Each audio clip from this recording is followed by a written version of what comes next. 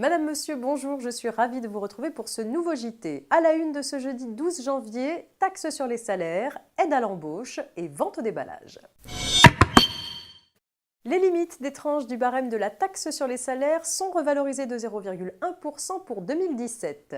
Ainsi, le barème de la taxe sur les salaires versé en 2017 est le suivant, 4,25% jusqu'à 7 721 €, 8,5% de 7 721 à 15 417 €, 13,6% de 15 417 à 152 279 € et enfin 20% au-delà de 152 279 €.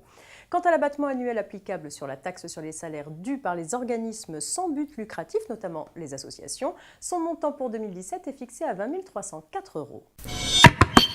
L'aide à l'embauche pour les petites et moyennes entreprises, les PME, est prolongée pour une durée de 6 mois pour les embauches réalisées jusqu'au 30 juin 2017. Le contrat de travail doit commencer à être exécuté au plus tard le 30 juin 2017. Rappelons que cette aide à l'emploi est réservée aux entreprises de moins de 250 salariés. Les employeurs peuvent demander le bénéfice de l'aide pour les embauches en contrat à durée indéterminée ou en contrat à durée déterminée d'au moins 6 mois si la rémunération prévue au contrat de travail est inférieure ou égale à 1,3 SMIC, soit 1 924,39 € par mois pour un salarié mensualisé à 35 heures par semaine. L'aide est d'un montant de 4 000 € brut sur 2 ans, 500 € par trimestre et est proratisée en cas de temps partiel. L'employeur doit en demander le bénéfice auprès de l'agence de services et de paiement dans les 6 mois du début d'exécution du contrat. Les ventes au déballage sont des ventes effectuées dans des locaux ou sur des emplacements non destinés à la vente au public. Elles ne peuvent pas excéder 2 mois par année civile dans un même local ou sur un même emplacement.